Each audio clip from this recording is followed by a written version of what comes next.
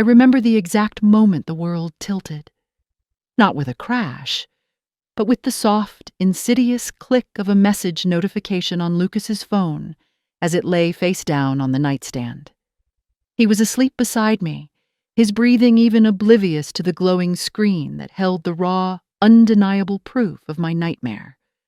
My hand trembled as I reached for it, my heart pounding a frantic drum against my ribs, a premonition of ruin already chilling me to the bone.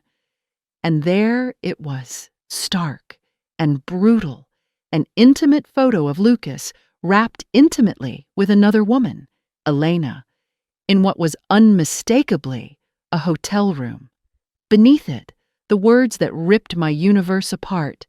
"Your husband belongs to me now. You're just his old habit." The air left my lungs in a ragged gasp. The phone clattered from my numb fingers, bouncing once on the hardwood floor before settling into a sickening silence. My vision blurred, but the image was seared into my mind. Lucas's smile, that same smile he reserved for me now, plastered on his face as he leaned into her. Elena. The name hit me like a physical blow, a cold dread spreading through my veins. Of course it was Elena. That predatory glint in her eyes even back in college, when we'd been in the same accounting program. I remembered how she'd always seemed to orbit men who were already taken a dark star in their constellation. But Lucas, my Lucas. How could he have fallen for her snare?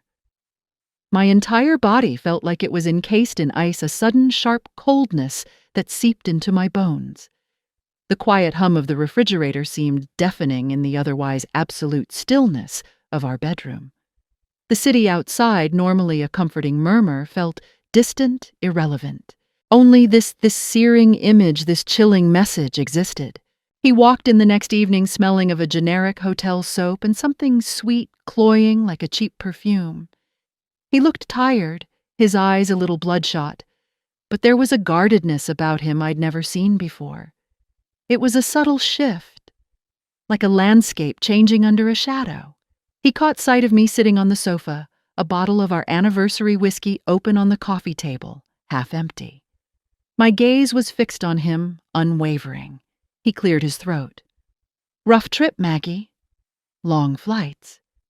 He avoided my eyes, his usual easy charm replaced by a forced casualness that grated on my raw nerves. Every fiber of my being screamed, "Rough trip." I heard my voice distant, disembodied as if it belonged to someone else entirely. Or perhaps a very intimate one. My hand, still trembling, gestured to the phone lying face down on the floor. He saw it, and his face for a split second went utterly blank. The color drained from his cheeks.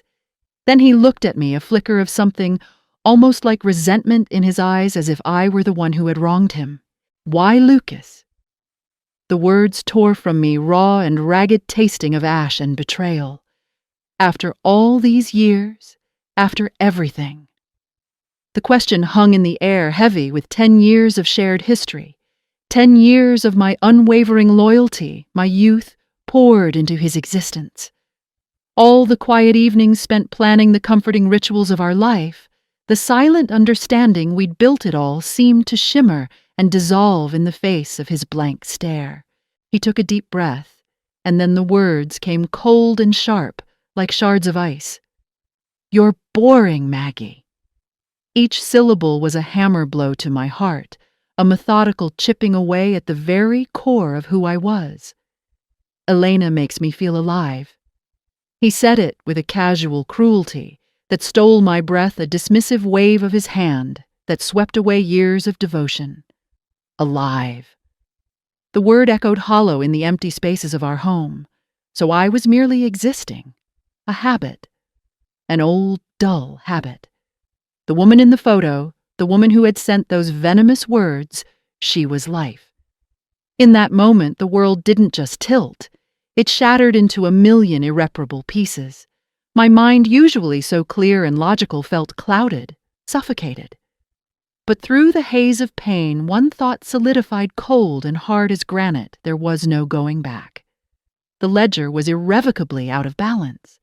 My decision was swift, decisive, and born of a pain so profound it bypassed tears.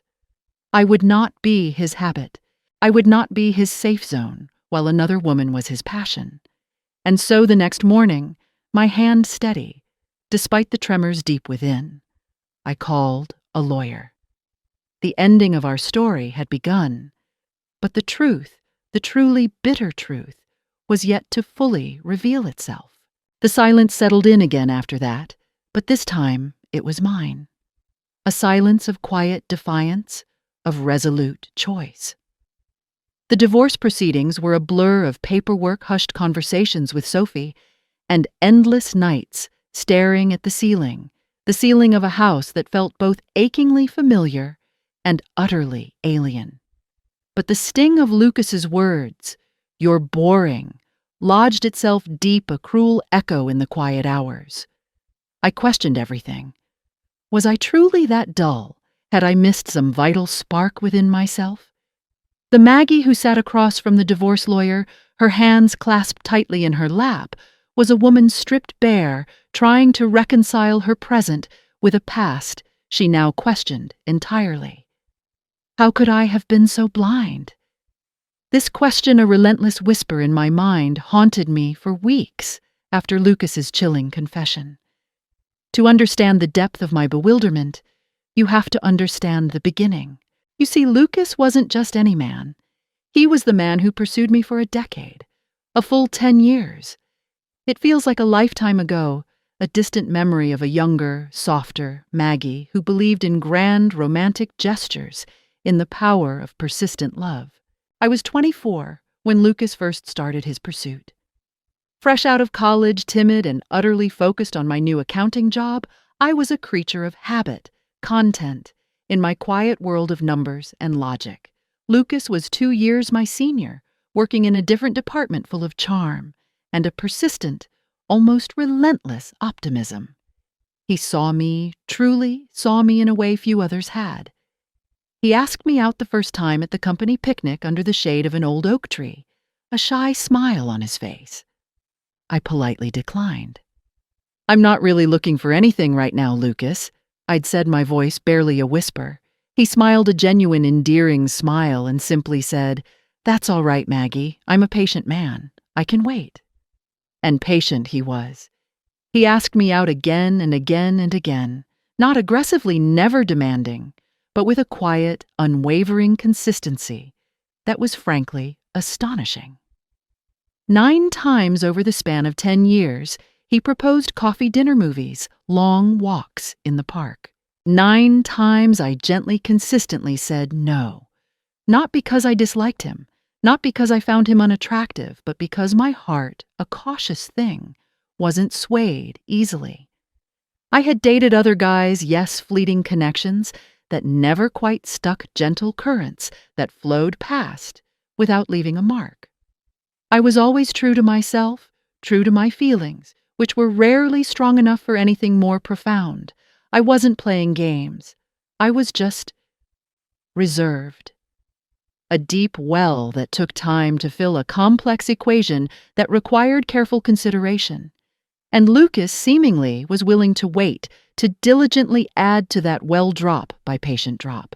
Then came the 10th time. Valentine's Day. I was 34. Still a bit of an old soul, perhaps a little wiser, a little more open to the world, less afraid of the unknown. We were at our favorite little cafe, the Daily Grind, the one with the mismatched chairs, the comforting scent of roasted beans and the soft murmur of conversations. A place we'd come to for years, just as friends, sharing quiet moments over mugs of lukewarm tea. I remember the warmth of the mug in my hands, the gentle light filtering through the window, the feeling of utter contentment. Then, without warning, the door chimed, and in walked our families, Sophie, his closest friends, a small crowd of smiling faces. My heart hammered against my ribs, a sudden frantic rhythm. Before I could process what was happening, he got down on one knee, a velvet box in his hand, and spoke of his unwavering love of 10 years of patience, of a future he couldn't imagine without me. He wasn't just asking me to marry him. He was making a public declaration a testament to his steadfast devotion, his relentless belief in us. The cafe erupted in applause, tears welled in my eyes. How could I say no to such sincerity? How could I deny the man who had loved me so consistently, so openly for so long, who had waited with such unwavering faith? I said yes. And in that moment, standing amidst the cheers and the flash of cameras, I truly believed I was saying yes to the most sincere, most steadfast man I would ever know. I truly believed he was my destiny, that his patience was proof of a love that could never falter. 2 years into our marriage, the first discordant note sounded a subtle tremor in the perfect symphony of our life. It was at Lucas's company Christmas party. Amidst the festive lights and forced cheer, a familiar face appeared.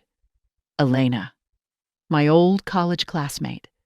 The one I'd always kept my distance from, the one with a reputation that preceded her, a whisper of a sugar baby, a penchant for men with rings on their fingers. My stomach tightened. What was she doing here? Lucas introduced her casually as a new colleague, a consultant brought in for a big project, her smile a little too wide, her eyes a little too bright. I plastered on a smile, a professional mask, but inside, a tiny, uneasy knot began to form. I dismissed it, of course. Just a professional connection. A coincidence. But oh, if only I had seen the tendrils of poison already beginning to snake their way into our lives, even then masked by polite smiles and innocent introductions. The insidious part wasn't the outright betrayal, not at first. It was the slow, almost imperceptible erosion of everything I thought I knew about Lucas, about us. And behind it all, I now understand, was Elena, a puppeteer pulling strings I didn't even know existed. Her methods were chillingly precise, a masterclass in psychological manipulation. She began, as Sophie later pieced together, by infiltrating Lucas's professional life. She presented herself as his intellectual equal, his peer in ambition. She'd talk about work, about aspirations, about the corporate ladder. Things Lucas knew I, the quiet accountant, rarely engaged with on his level. It was a subtle wedge, driven expertly between us, creating an intellectual divide where none had existed before. She made herself indispensable not just to his projects, but to his ego. And then came the poison, administered in careful, almost undetectable doses. "Maggie is sweet," Lucas recalled Elena saying to him, her voice smooth as silk, dripping with feigned sympathy, "but too safe, too plain. She never really pushed you. You have so much more potential." Oh, the sting of those words. Safe. Plain.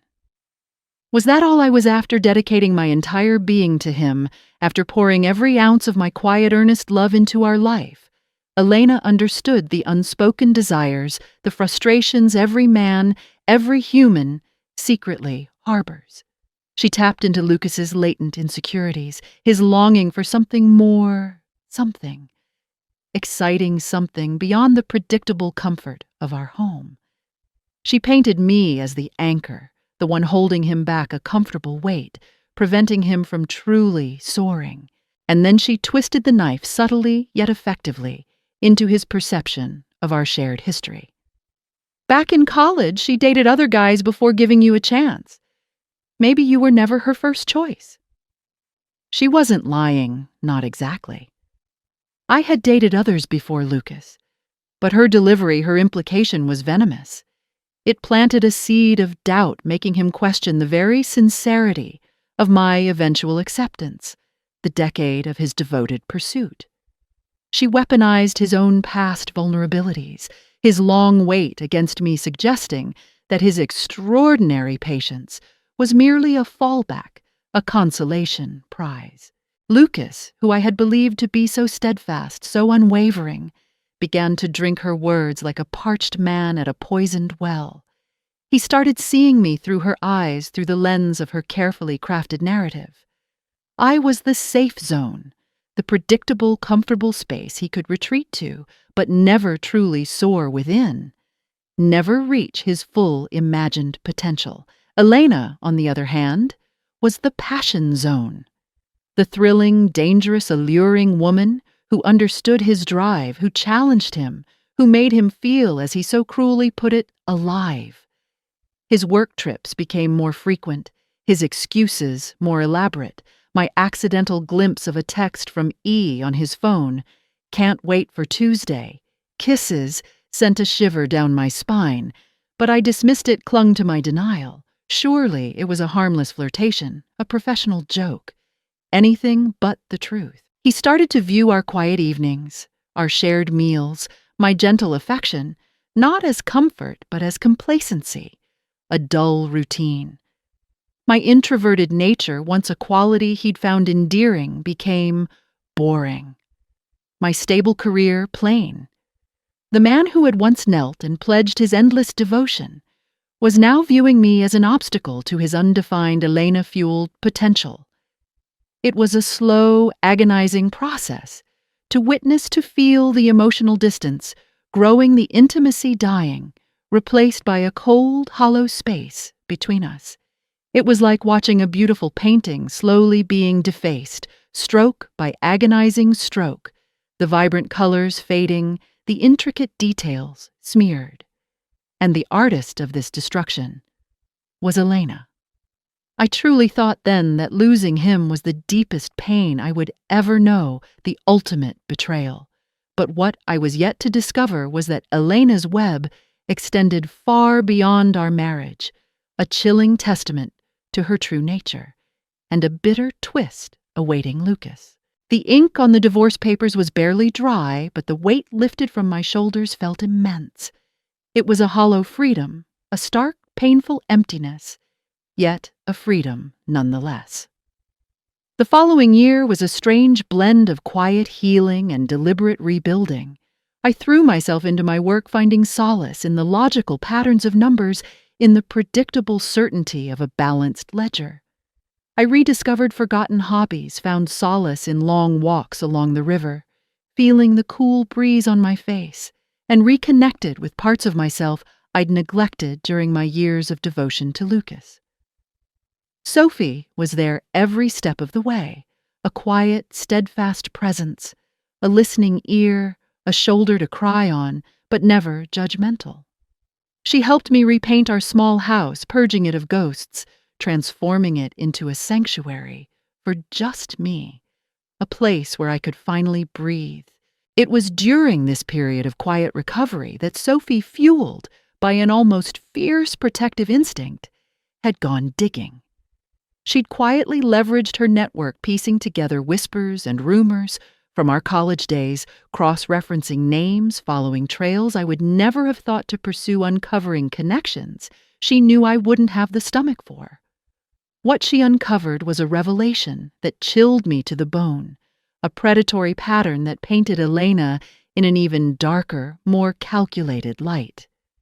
Elena wasn't just a homewrecker. She was a professional, a master of deception, a sugar baby extraordinaire who had preyed on vulnerable, often married men for years.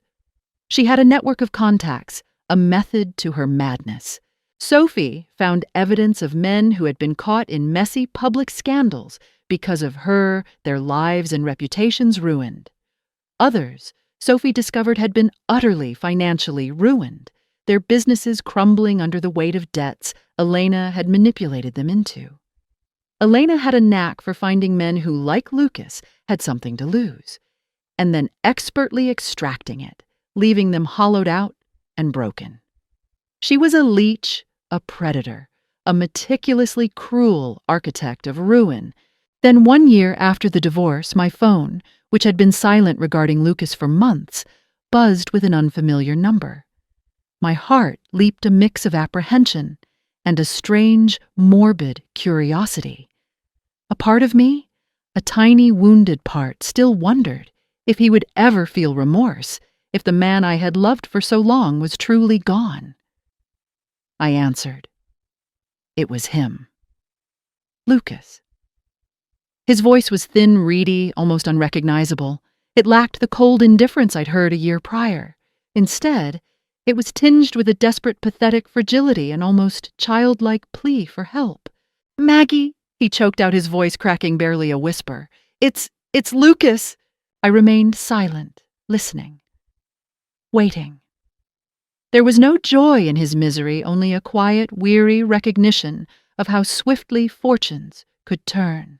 "She stole everything from me, Maggie." He continued a torrent of words, spilling out a desperate confession. "She maxed out my credit borrowed under my name, got me fired from my job. I'm $50,000 in debt now. I need help. Please, Maggie, you're the only one I can turn to." His desperation was palpable, his voice laced with a raw, unvarnished fear. The man who had dismissed me as boring and found life with another was now at rock bottom, stripped bare by the very woman he'd chosen over me. The irony wasn't lost on me. It was a bitter, poignant symphony of consequences. My mind replayed his cold words, the intimate photos, the decade of his supposed devotion, crumbling at the first temptation. A profound calm settled over me, a peace born of hard-won experience. There was no anger left, no lingering resentment, just a deep, abiding sense of weary wisdom. My voice, when it came, was steady, devoid of emotion, a cool, clear stream cutting through his desperate plea. "You made your choice, Lucas," I said, every word weighted with the truth of his actions. "Live with your consequences. Goodbye." And with that, I hung up. And then, without a moment's hesitation, I blocked his number. The chapter was truly, finally closed. Forever. That moment, my dears, was the culmination of a journey I never asked for, a path paved with heartbreak and disillusionment, with the bitter taste of betrayal. But it was also the moment I truly understood the profound power that lies in choosing yourself. It's the moment you realize that some loves, even those that chase you for a decade, may crumble at the first temptation. But when they fall hard. And when they do, your responsibility is not to catch them. It is to recognize your own strength, to hold your head high, to gather the scattered pieces of your life, and to keep walking. It is to rebuild not just a house, but a life, a future, on foundations stronger than any fleeting passion. It is to find a peace that no external force can shatter. And this story, this quiet recounting, is for all of you who have poured your heart and youth into a love that eventually proved to be a mirage, for those who sacrificed and were exploited, but ultimately found the inner strength to walk away. Have you ever faced a moment where you had to choose yourself, even when it hurt the most? What did you discover about your own strength? Share your stories below on Grandma's Journal. Let's learn from each other. Let our collective wisdom light the